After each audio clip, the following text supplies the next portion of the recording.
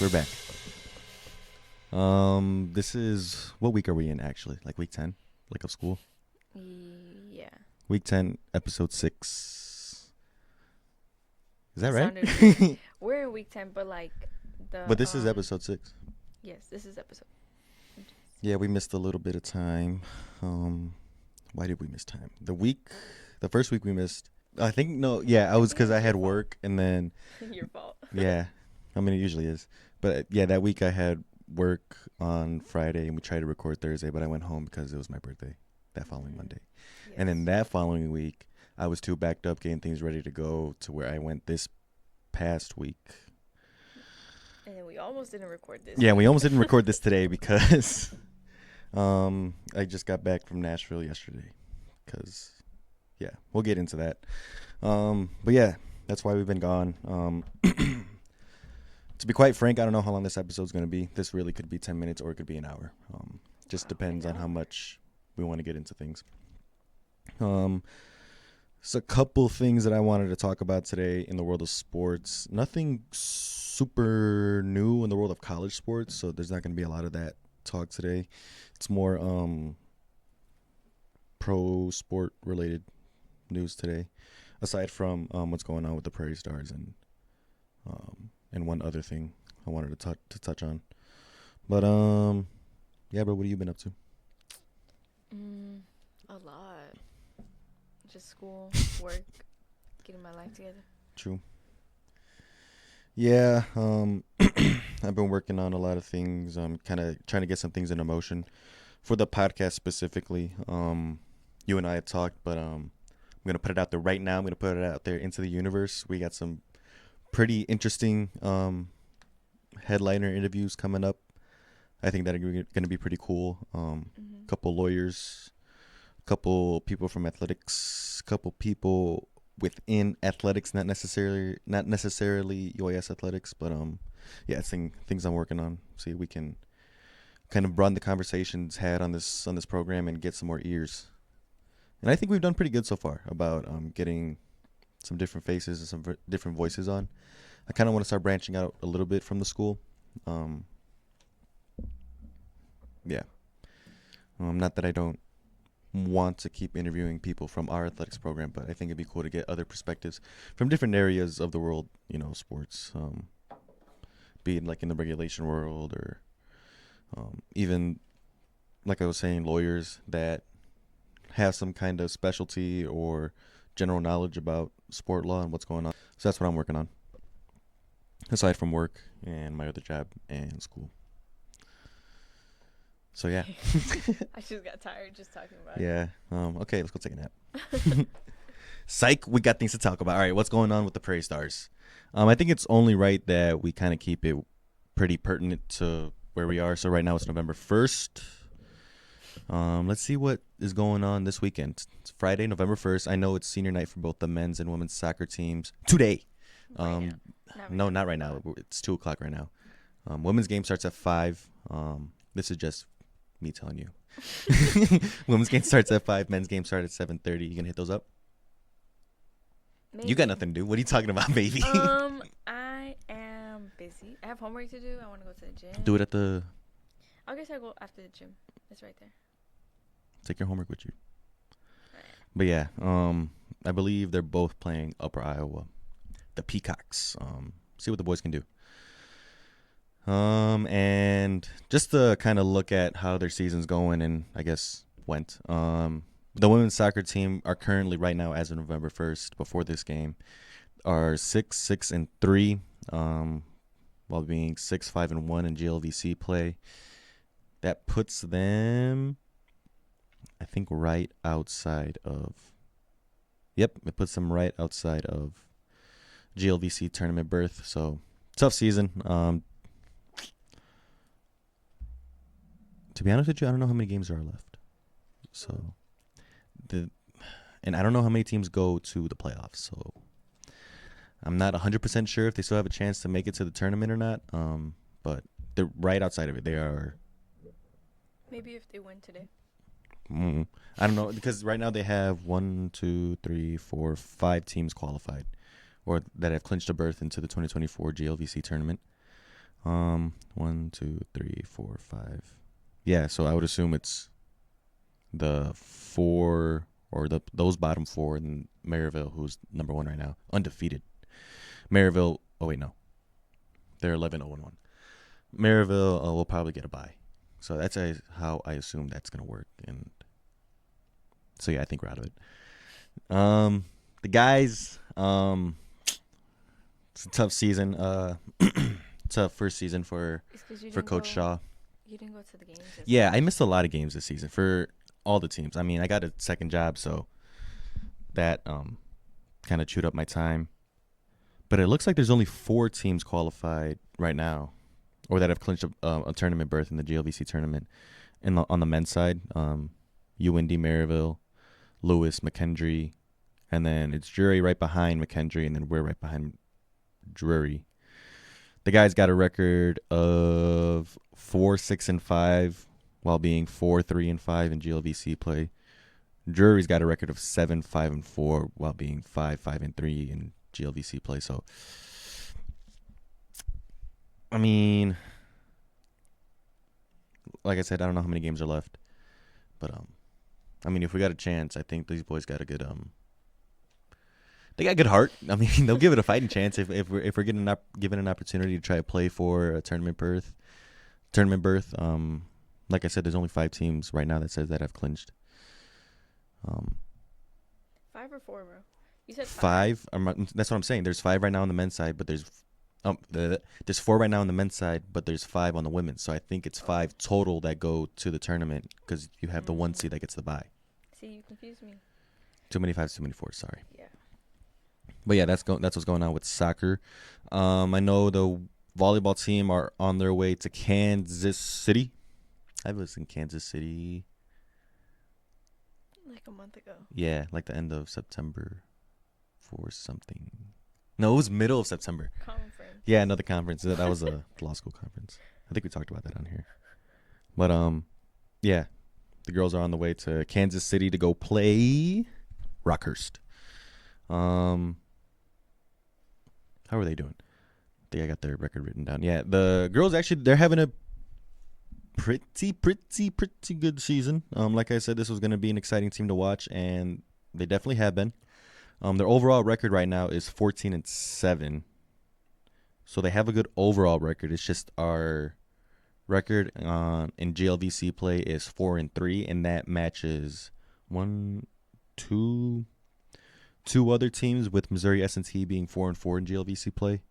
The team right up ahead of us, Missouri St. Louis, is 4-3 in GLVC play, but they are 15-5 in overall record. So I would assume that's what's putting them ahead of us. Nothing yet confirmed for tournament, clinching a tournament berth yet for any of the teams I see right now on the GLVC website. But Quincy right now is 7-0 in GLVC play, while being 20-2 overall this season. So, yeah, we'll see if anyone can catch them. They kind of ran away with it at this point, but I still really love watching this team play. I was finally able to make it out to a game last weekend. Yeah, last Saturday. Yeah, Saturday after I worked. Yeah, I was able to make it out to that game. That was a tough loss. Why didn't you go on Friday? I didn't go on Friday. Why didn't I go on Friday? What was on Friday? Oh, I was busy. I had to get Didn't I work that Friday? Yes. No. No, I don't. I think I just fell asleep or something. Yeah, I did. I fell asleep because I came from golfing. Yeah, I went golfing with Flacco, and I remember I texted Irini that I was sad because she even told Jose that she was expecting me to go be at that game. You almost just punched yourself in the face, dude. Because she told Jose, he was on the sideline, that I was going to be there, and then I guess Jose was looking for me too, and I wasn't there. Damn. Disappointment. No, I'm just kidding. I'm a bad fan. But I made it to the game on Saturday, and I watched, because they swept on Friday, I know that, and then Saturday, it was a tough loss. They went all 5 sets. Yeah. Anyway. Sorry. It's cool. It was fun, though. I like watching them play. They're really good. They're a really fun team to watch. I do get frustrated a little bit. Sometimes I start yelling things from the stands. I start coaching from the stands, And I was able to restrain myself this game, but there were some things I wanted to say. But overall, it's been a fun season, and it looks like they still have a really good fighting chance at clinching a tournament berth, and I believe that they will. And I believe that they'll take it pretty far. They're good. They're going to give a lot of these schools right now that are ahead of us a good run for their money. And yeah. Who did we lose to? Dang, dude, we lost to Southwest Baptist, right? Mm-hmm. The purple school. Yeah, they're 2-6 in GLVC play. That's kind of actually okay. That explains why they were so mad about that one.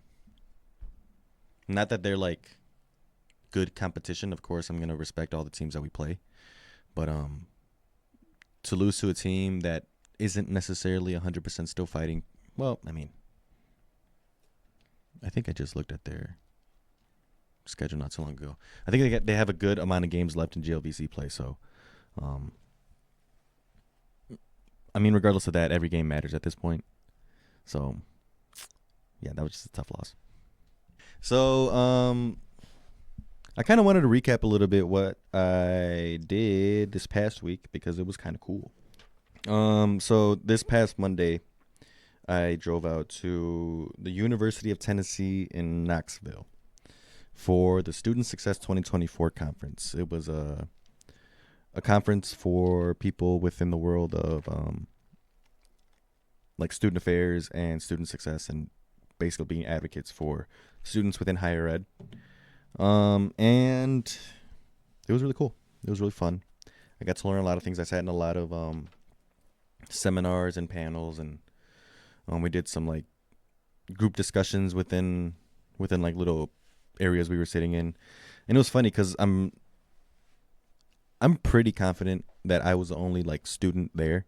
Everyone else there was like the dean of student affairs at this university, or like the vice chancellor or whatever at this university, or like the dean of the students from this school. Is like everyone I met had some kind of official title, and I was just like a grad student there. And it was pretty cool.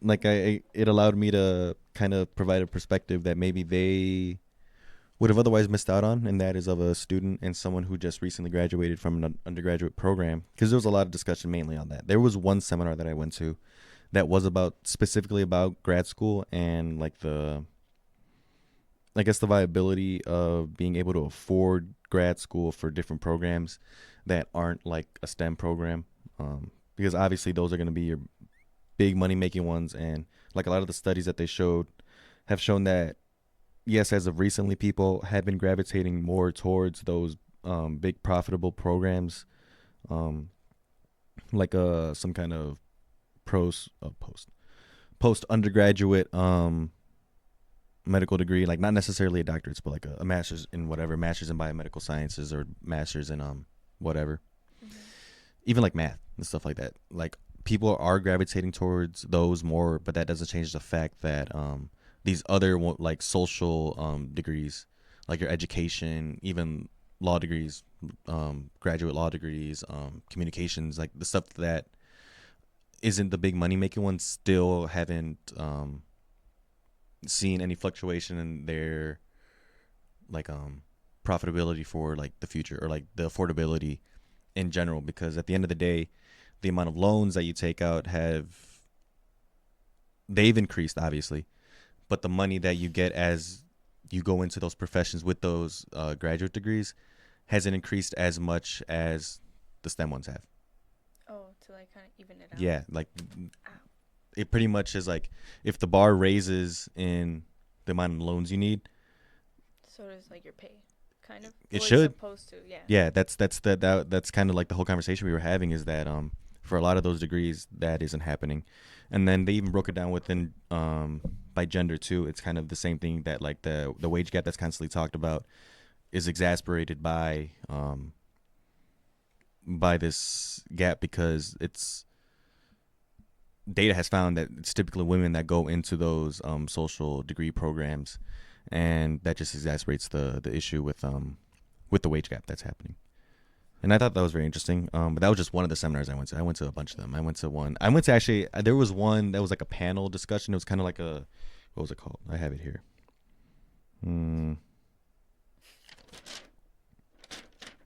Oh, there was this guy from Harvard, Arthur Brooks. He zoomed in to like a massive, not a massive. It was like a auditorium, and he zoomed in and conducted an interview with the whoever was the representative of. I think it was like the provost for the University of Tennessee, and they were just talking to each other. Like the guy was on stage from the school, and then the guy from Harvard was like on a big projector, and they were just like having a whole conversation with like 100 something people watching. But he was talking about his book that he co-authored with Oprah about happiness, and there was a lot of discussion on what it means to be happy as a student, what it means to like chase happiness, and whether what did he say?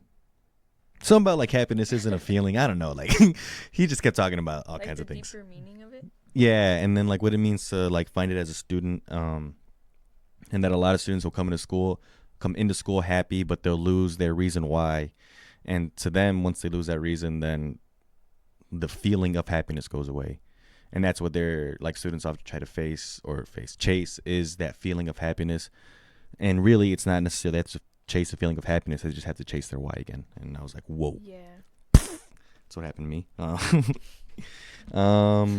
And then one of the things, too, that he talked about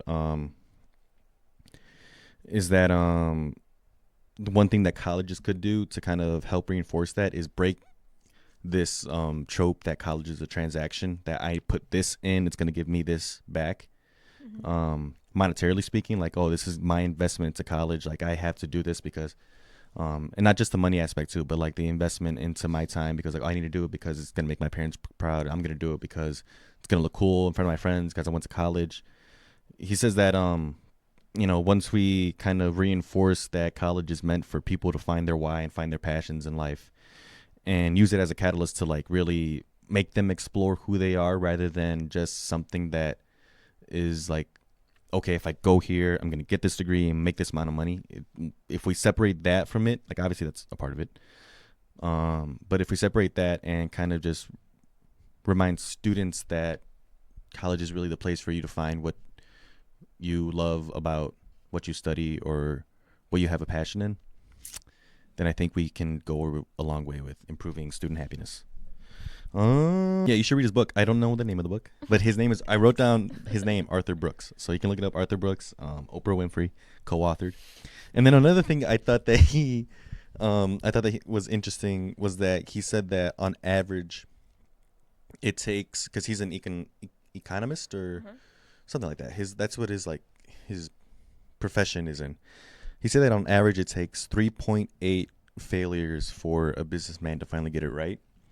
And then he brought that into the perspective of a student, and he said that 9 times out of 10. Watch this. This is like this is like a real something that really I was like, ah. He said that 9 times out of 10, when a student is facing some kind of unhappiness or is facing some kind of like emotional stress, isn't because of school. It's because someone hurt them, like someone close to them. Someone maybe like a girlfriend, a boyfriend, someone they were talking to hurt them. But the weight of also going to school is kind of taking the load of that pressure. And 9 times out of 10 students don't realize it's that. And he says that, it takes 3.8 I almost swore 3.8 mess ups for a businessman to get it right. He also said that he's a proponent of it taking 3.8 heartbreaks to finally get it right in life. And I was like, dang, dude, you're not even wrong, because you face the first one. You say, okay, this is what it's like. I don't like it. You face the second one. You say, okay, this is kind of getting annoying. Why did it happen again? You face the third one. You're like, okay, this is just a part of life. And then the 0.8 is you. And then the 0.8 is like, never mind. I don't care that much. But yeah, I thought that was an interesting point. Dude, are you sure you didn't just like go to one of my classes? What the heck? Yeah. Did you find it? Yeah. What's it called? Build the life you want. Yeah. With Oprah, right? Yeah. Is the cover of the book is like kind of teal? Yeah. Looks cute. No. So back to what I was talking about. So there was another panel that I went to that was called Lightning Talks, and it was like 3 people from 3 different universities gave like quick examples of how they tried to improve like student support on their campuses, and one of them was actually the. Hold on, put a pause. All right, we're back. Sorry, I had to figure out what this person's title was, but one of the speakers was actually the vice president for student life at Maryville. Her name? Rafaela Prang, I think is how you say her last name, but she spoke about different things that Maryville was doing, like partnering with local banks to provide education on financial services and being financially literate. Also, how their school is really not hammering, but kind of a little more adamant on their students completing the suicide prevention certifications, so that, I don't know, it doesn't necessarily make them like mandated reporter like a state employee would, like you and I are. But it's more like certifications that they're able to notice and identify different problematic behaviors, so that they can, be comfortable in seeking help for someone if they feel that they need to. And I thought that was very interesting, the things that they were doing and who they were reaching out to within their community to kind of get support for that. So for that first thing that I said about the banks, they reached out to some local banks within the area, so it's not like a big Chase or BCU or I don't know any other banks. It's not like one of those, so it's like, at the end of their presentation, it's, and then sign up for our credit card. She said it's none of that. Like it's like actual education. Yeah, like the local banks come in and then they teach them about the banking process, loan process, just different things to get them financially literate with some of the things that these students are going to have to face later in life. And I thought that was very interesting. And then I was able to talk to her a little bit about that after her presentation. And I said that, you guys stole our men's head soccer coach. And she was like, yeah, we took Adam. I was like, yeah, I know. I just gave her a look. Yeah. No, I told her I saw the Maryville M and I almost threw up in my mouth. And she laughed. Are you serious? You yeah, said dude. That? Oh, my God. I swear. But yeah, and there was another presentation from someone from Arizona State University there on that same panel, and then another one from, and I didn't write down the name of the university, but it was in Washington, and how they started an initiative to be more socially aware of the land that they're on, because it was land specifically taken from Native peoples. So yeah, it was cool things in that one. Yeah, I mean, I got notes for days on this stuff. It was just really cool. It was really interesting. You went. Sorry. I went what? You went for work? Or? Yeah, this was for work. Okay. So I'm gonna consolidate it and talk to my boss about a lot of the things that we talked about. I think there's a lot of very pertinent things to what I do at work too, specifically. Like there was a very long conversation about just the term what's it called? Academic probation. Like there was honestly like an hour-long conversation on just why that term is problematic, academic probation, and what we can do to fix it, what we can do to make it look not like, because there's obviously a negative connotation to the word probation. Like when you think of probation, you think like someone is on the verge of going to jail. Like you're done for. Yeah, you're done. Exactly. That was the whole thing, is that people would assume that academic probation means that, I'm done, I'm screwed. So like that was pretty much a lot of the things that was brought up in that conversation. And it was honestly a room of like 75 people, like all segments out within like round tables. But I remember I was sitting with it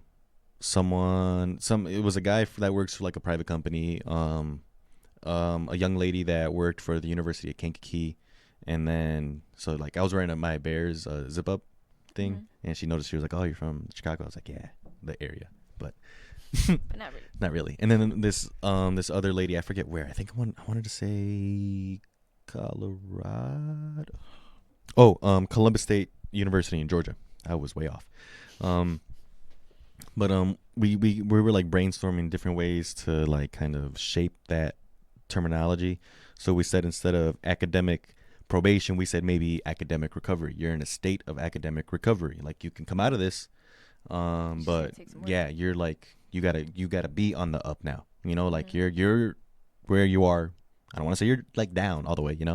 I don't even think it's fair to say that, but like you're in an area where it might be a little bit more dangerous for you, or it might look more likely that you're going to continue going on a lower level. So, recovery, it's time to boost you back up.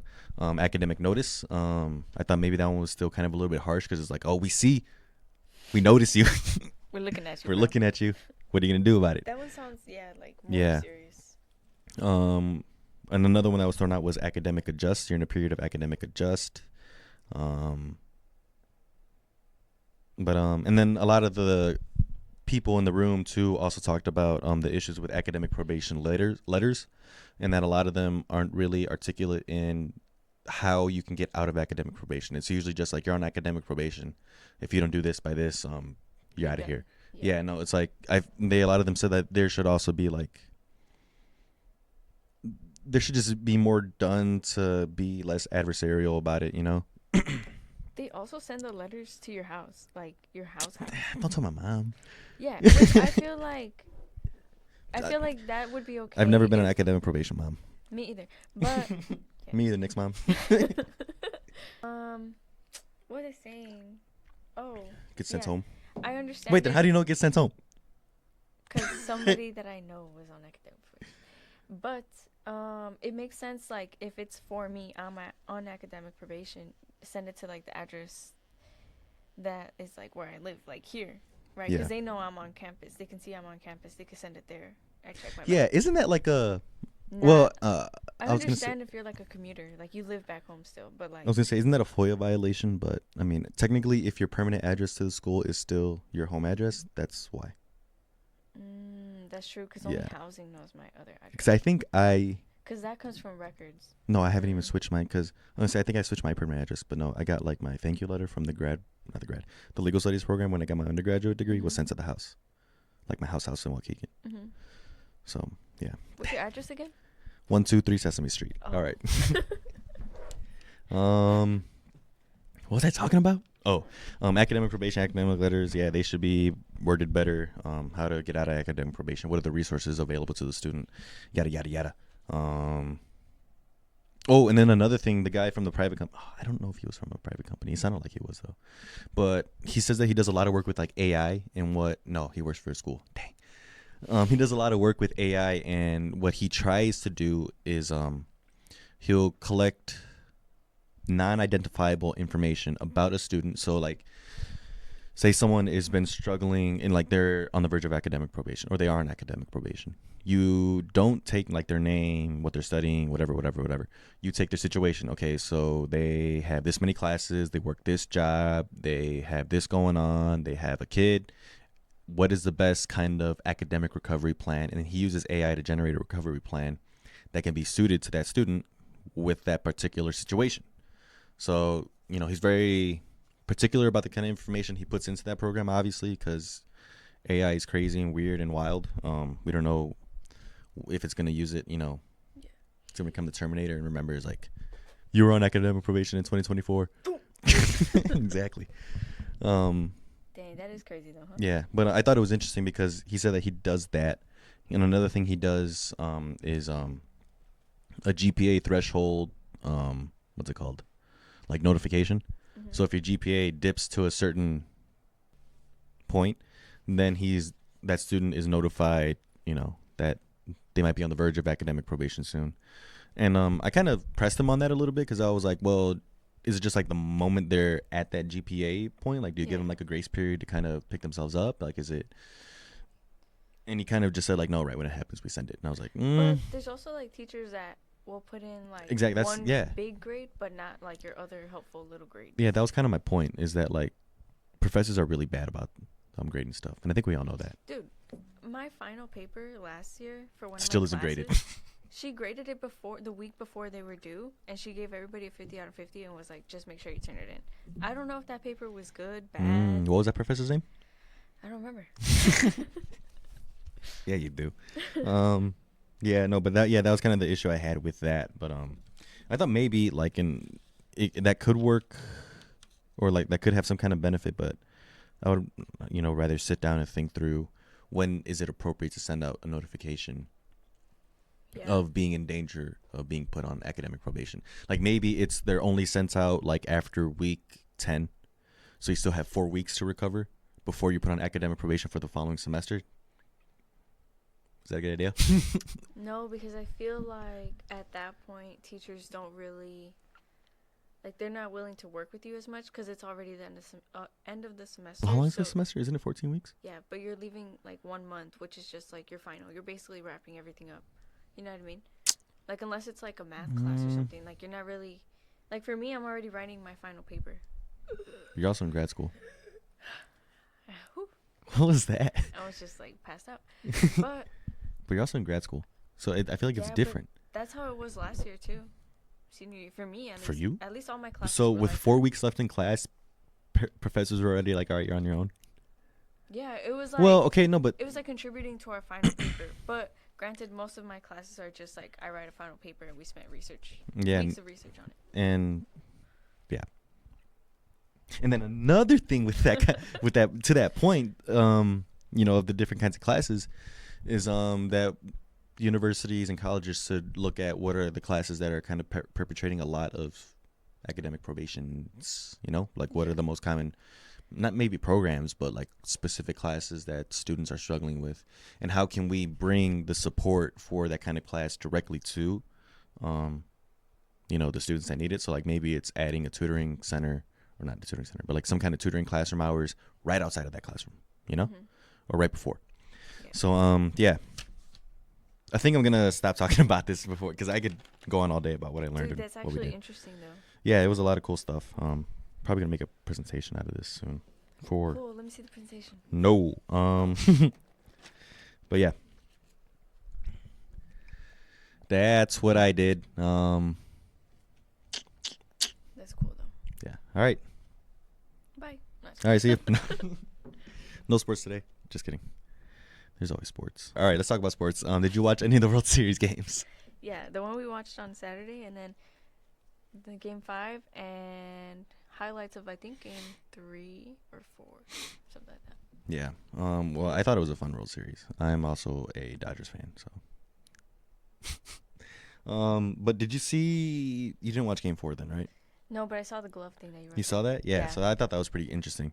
So if you haven't seen it, which you probably have at this point by the time this comes out, who was at bat? I forgot who was at bat. But the Yankees were at bat, and the Dodgers' right fielder, Mookie Betts, goes out to try and catch a fly ball that's going into the stands, and it's like reaching into the stands, and he kind of times his jump perfectly. Not kind of. He times his jump perfectly, reaches over, gets the ball like from over kind of where the brick was for the stands. And as he's up there, a fan pries his glove open, grabs the ball, and yanks it out. Yes. But did you see the other guy next to him? Yeah, he was like cheering him on. No, when Mookie was trying to get the guy's hand off of his glove, the other guy went to hold his other hand, so he couldn't do anything with his hand either. Yeah. That was awesome. Actually, was it awesome? Because, like, here's my thing. They said that the guy was allowed to come back for Game 5. Yeah, which I don't think was... Or Game... Was it Game 4? Yeah, Game 5. Because this happened in Game 4. Yeah. They said that he was allowed to come back for Game 5. And I was like, But interesting. I thought they said that he wasn't going to come back, and they gave his seats to, like, some other family. Where did I read that? I mean, maybe that's the case, but I think it's the fact that they allowed him to come back. Because, like, immediately when I saw that happen, too, I was out in, I think, Knoxville at that point. And I was watching the game, and I had some, like, older gentleman sitting next to me. And I was like, oh, my goodness, that gave me flashbacks to Steve Bartman from the Chicago Cubs. And what happened there is the Cubs were at bat. Not the Cubs were at bat. The Marlins were at bat. This was, I think this was the series to go to the World Series. So the NLCS, the National League Championship Series, I think. My memory could be misserving me here. But so the Marlins were at bat. The Cubs were pitching. They were at Wrigley Field. And the ball flies to left field. And I want to say maybe it was Alfonso Soriano. I don't remember. Whoever the Cubs left fielder was at the time runs over, tries to jump up, catch the ball, same situation, but the guy doesn't like pry the ball out of his hands. Mm-hmm. But this time it was a Cubs fan that did it to a Cubs player who was trying to get the out. He kind of bobbles the ball and gets it out of the reach of the Cubs left fielder, and they can't get the out because of fan interference. Mm-hmm. Now, this was kind of like, friendly fire because this was a Cubs fan. Bartman was a Cubs fan, and after that, he was like ostracized. He was like shunned out of Chicago. Really? Almost pretty much until when we won the World Series. Like, there was like right before we won the World Series in 2016, there was a lot of talks about how Bartman should be allowed to come back to Wrigley, and like he should be invited by the family to come back to Wrigley and like throw out the first pitch like at one game someday. And then as the Cubs started to get like a lot better and like World Series aspirations really started to get more serious, like that kind of heated up a lot more. It's like, we need to bring Bartman back. Like, we need to like apologize for the years of, trash talk and things that, Chicago fans have said about him because of that moment. And like really that moment, looking back on it, in hindsight, a lot of Cubs fans will say this, it was kind of really inconsequential to the actual game. Because like they make it seem like that's what lost us the game, but I think it happened in like the 7th inning. And I think maybe we were up by a run or we were tied or something at that point. But like there were other things that happened in that game where that one out really wouldn't have made a difference. Mm-hmm. But now we come back to this situation. Now this time it's a Yankees fan that does it to a Dodgers player who's trying to get the out for the Dodgers, obviously. Now, what happens in the situation that it was a Dodgers fan? To a Yankees player? Whoever. I mean, I don't think it matters. Oh, like the Dodgers fan to either a Yankees player or to even a Dodgers player. Well, I mean, the Dodgers still get the out regardless if it's done to a Dodgers player because the Dodgers player is trying to get the out for his team. Mm-hmm. But if a Yankees player was trying to get the out for the Yankees, let's say the Yankees were pitching and the Dodgers were batting, and the Dodgers fan, pries the ball out of Aaron Judge's hand or whatever. One, you do that at the Yankees' home while they're trying to get the out. I don't think the Yankees invite that player. I don't think the Yankees invite that fan back. I don't think they say, you can come back. They probably ban him for life. Mm-hmm. And then in that case, is that okay? Like, you know what I mean? Yeah. Because, you can change up so many things about the situation, like so many variables about it that, like, it makes you think about, would that, like, one, is that okay that they allowed him to come back? And two, would it have been okay if it was, the roles were reversed? Yeah. I don't think it was right that they let him back in. Or, like, invited him back in, I guess. Because I feel like, in general, like, across the board, interference with a game, like, for your own team or the opposing team, I feel like that's, like, no, bro. Like, you're here to I mean, watch it's the like the game. equivalent of, like, a basketball player running down the court and you stick your leg out, Like, you would get kicked out. Yeah, you should be at least. He got kicked out during the game. I saw that he was like, oh, I recognize when I'm wrong. So immediately I was like, okay, I was wrong. And then I started walking away. So he he left on his own accord? No, I mean, they still kicked him out. Oh. Like, duh. But he was trying to, like, say that he knew he was in the wrong. So he was, like, already okay. So he owned up to it. Yeah. I mean, I was going to say, in his situation, what would I do? Honestly, probably in his situation, I'd get out the way. Like, I don't know. And it's hard to think, what your instinct is in that moment. There's a ball coming at you. I think I think the instinct is to try to catch the ball. I don't know that the instinct is try to open the glove and grab the ball. Like, oh, he caught the ball. Let me get it out of his hand. Like if I see Mookie Betts' glove in my face, I might be like, whoa, dude, back off. Buy me dinner first. What? Right. Not. Like there was definitely some kind of malicious intent in doing that. Yeah. Because it's different. It's different if you're trying to catch the ball like, oh, damn, I caught it instead of like a straight up foul ball. Yeah. But you literally took the ball from him, like actually physically took it out of his own hands, right? Pretty aggressively too. Like he pried his hands open. He was like, ah. You ever seen that scene in King Kong where he like pries the mouth of the T-Rex open? Do you think I've seen King Kong? No. Anyway, sorry. And then there's a scene in Godzilla. We watched. Remember, like he's fighting like that sea monster thing, and he pries the mouth open. And he like sprays his fire breath at these. So yeah. I thought that was interesting that happened. All right, next thing.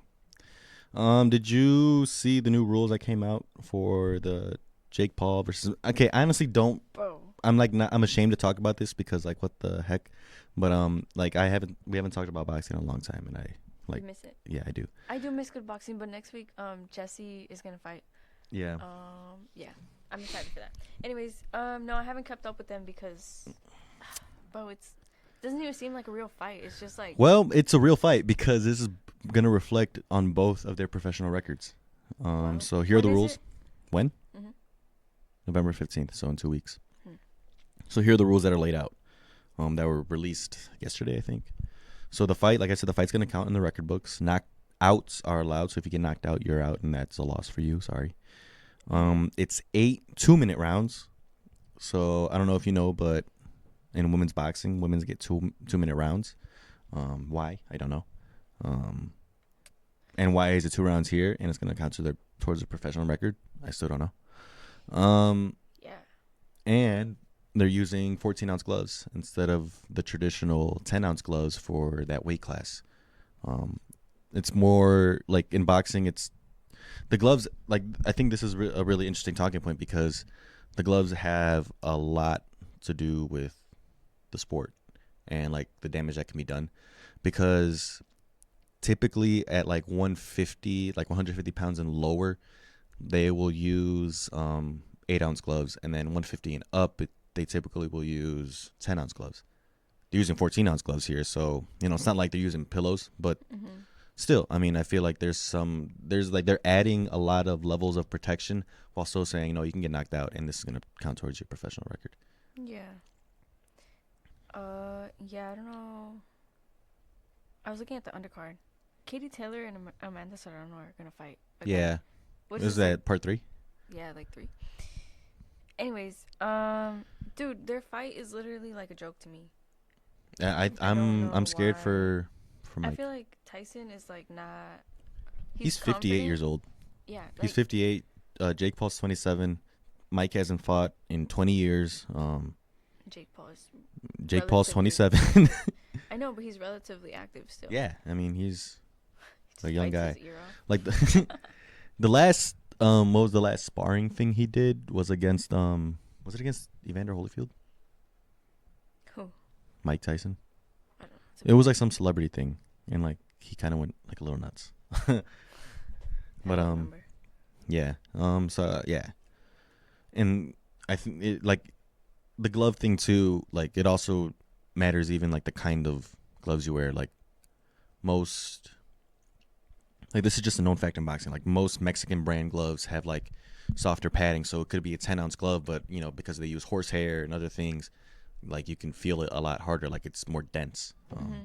So I think that's gonna be something interesting to look at. I will like literally be looking at what kind of gloves they're gonna be wearing, because if Jake is using like some like Cleito Reyes gloves, which are like notoriously stiff gloves, I'm scared for Mike. Yeah. And he's an older gentleman. He not to take away anything from one of the greatest boxers of all time, but he's an older gentleman. He's 58 years old. He just had like some cardiac issues over this past summer that canceled the fight the first time. Yeah. Yeah, none of this is in. I think it's in Jake's favor. It's more serious than it just being a joke at this point. I feel like it's a serious hazard. This is gonna be on Netflix.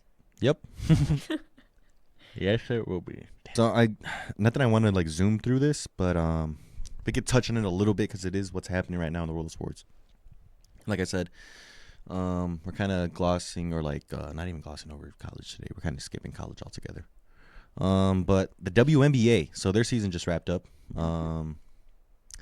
And there's a little bit of talks about what's going to happen with their collective bargaining agreement, because there's a lot of players right now that are opting out of it. So do you know what a collective bargaining agreement is? No. You almost thought like you had an idea. Yeah. It's because like you were explaining it. Collective bargaining agreement, isn't that the CBA, what you had on TV? So I was trying to see if I like paid attention enough, but I didn't. So a CBA, collective bargaining agreement. A CBA is basically the contract that's like the base contract for like all of the players. So WNBA players are represented by the WNBA PA, Players Association. So that's like their union that negotiates, like they act as a representative for all the players that are members of the WNBA PA. Then the union negotiates a contract, which is the collective bargaining agreement. So the collective, which is everybody, the bargaining agreement, which is their contract that is like the base contract for all the athletes. So it creates like the salary caps and like their benefits, how many games, how many away games, how many home games, restrictions on anything like advertisements, which usually actually not stuff like that. That's almost illegal. But yeah, like different like terms of their contracts of employment, like at the base level for every athlete within the WNBA PA. And obviously their salaries will fluctuate based on the contracts they negotiate with their teams. So they are essentially employees of the players are employees of the WNBA, but they negotiate their salaries with the teams. And that's the terms that they agree on that, okay, I'm going to play for you. You're going to pay me this much, but you have to honor all of these things as I am a member of your, overhead organization being the WNBA. So that's how that works. And right now, with like the kind of recent boom in WNBA and women's sports in general, a lot of the WNBA players are using this season, which is the opt-out season, to opt out of this WNBA contract and enter into renegotiation to get more out of this growth within the sport. So one of the things that they wanted to, or like one of the couple of things that we're going to touch on that they wanted to increase was a higher salary cap.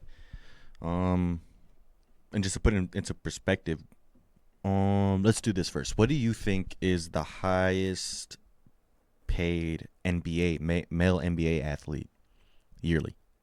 NBA Mm-hmm. athlete? Mm-hmm. Isn't it LeBron or Steph Curry? It is.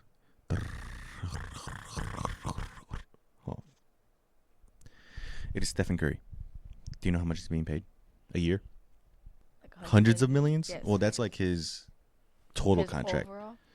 He's being paid $55.8 million a year. Now, in contrast, To the women. do you think you could even give me an estimation on what the highest paid WNBA athlete is getting? Let's see. Like 100,000, not millions. It's like 100,000. Yeah, the women's supermax is only $256 million. $256,000. Who is it? That is Jackie Young of the Las Vegas Aces, and she's not even getting all that. She's getting, well, I think this is for next year, that number that I just said. Mm-hmm. But 2024, she received a salary of $252,000 a year. So yeah, I mean, like literally a fraction of what the number one highest paid player is being paid in the NBA. Mm-hmm. So they want more money. They also want better facilities league wide. I think the thing with not that the WNBA is super new. I think it's like a 20-something-year-old league. But I mean, if you go back to like the original teams, they were starting up with not a lot of resources as kind of like an auxiliary of the NBA. So, there's a lot of, I guess, parity between like teams that started up more recently and teams that were started up way back when it first started. Like if like playing for the Chicago Sky is a little different than playing for the Las Vegas Aces right now. And like they have brand new facility over there. They got state of the art everything and whatever and whatnot. They're like more developed. Yeah. So the players the players are asking for improvements on these older facilities that maybe aren't up to par. And then also there's been talks about increasing the revenue split. In the NBA, I did a little bit of Googs earlier. I found that the NBA's revenue split with the players is 49-51. So players get 49%. The league keeps 51% of the revenues. Oh, for just the NBA. Everything they make. Yep. Okay. In the WNBA, I found that it was only about 10% beyond what the target goal was. So if the target goal for the 2025 season is, I don't know, $1 billion, after $1,001,000, only 10% of that $1 is split amongst the players. Obviously, it's not just $1 after. over. Yeah. Not like during and then after you get more. Mm-hmm. Yep. So Messed up. Yeah, it's pretty messed up. But then, so now you got to think about, okay, well, if they want to increase wages and they want to look at what they should be entitled to from the revenue split, well, then I think there's some questions you got to ask. Like, how do we measure the growth of the WNBA in terms of money? Well, obviously, it's easy to do that. You look at how much they made last year versus the year before. And one thing on that I kind of want to diffuse real quickly is this idea that, oh, they're losing money. They're not. Yeah, well, it's not that they're not. They are. But, like, it's a business. Mm-hmm. And, obviously, like we said, it's like a 20-something-year-old league already, but it's a business that's just now booming and that's just now really getting its own legs under its feet. And I mean, any business owner knows that, like, you take some losses to really start making stuff happen. And they're really making stuff happen now with this new CEO or whatever. Oh my God, what's her name? Kathy Engelbart. Yeah, Engelbart. She's done a lot to bring in a lot of revenue to the WNBA that wasn't realized before. Also doing a lot to sorry, I started reading. She also did a lot to be a big proponent of expansion of the WNBA and expansion teams. So yeah. So how do you measure, like, is it like based on like percentage growth in general of the league? Like, you see like between this game and this game, there's 100% growth, or between this game and this game and like the championship last year and the championship this year, there's like 600% growth? Or like, do we look at just the revenue that they received from last year versus this year and like years prior, and like what the projected revenues are for the future? Or do you look at these new media deals that they're getting? They're getting a lot more money from like ESPN and all these big corporations that are going to put on their games. Do you look at that? Do you look at how much they're being paid more now from them, and should their increases in pay be measured against that? So I think there's a lot of things you got to measure that against to really figure out what's fair for the players and what can be actually viable for the league as well. Because you can't just like promise millions and millions of dollars and then have no proof of whatever it's called, like proof of monies or whatever. Like, if it's not in the bank account, how are you going to promise it? I think that's like very basic contract negotiating, is like, if you don't have the money, don't offer it. Well, I mean, not don't offer it, but like if you can't even prove they have the money in some way, somehow, or like the person you're negotiating with can't prove that they have the money, it's probably not a good deal. So yeah, I don't know. I just had a point here where will work stoppage our viewership? So like, if they went into a strike, would it like hurt the viewership for the future? And like, the thing is, I think no. I don't think it will. Yeah, I don't think it will either. But like, the thing is, I don't think that's gonna happen at all in general, because I think the actual opt out year is in 2026, because I think this is an 8-year deal, and I think 2026 is going to be year 6, which is the opt out year for them to opt out of the contract. So I think I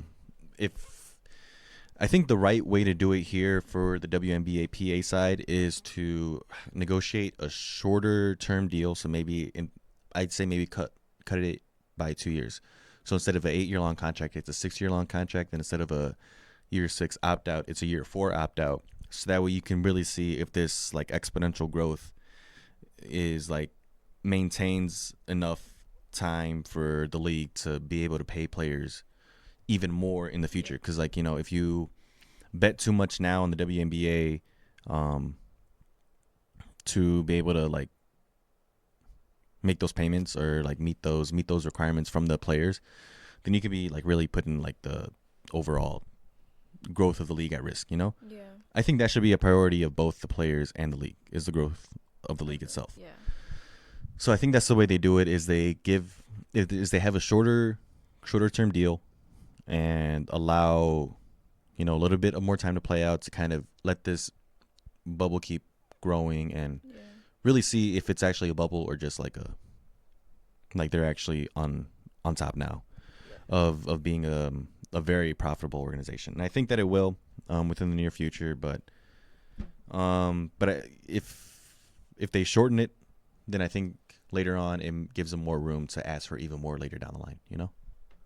Yeah. I mean, that's smart. Thank you. Yeah, you're welcome. But all right, that's all I really had on that. You got anything else? Nada. Well, me either. Yeah, like I said, I got some things lined up. Well, they're not lined up. I'm gonna try to get them lined up. But yeah, that's all we really got today. This is actually a pretty decently long episode. Yeah, but it was like fun. Yeah, it was good talk. Good talk today. Yeah, we'll see you guys next week. Maybe, hopefully.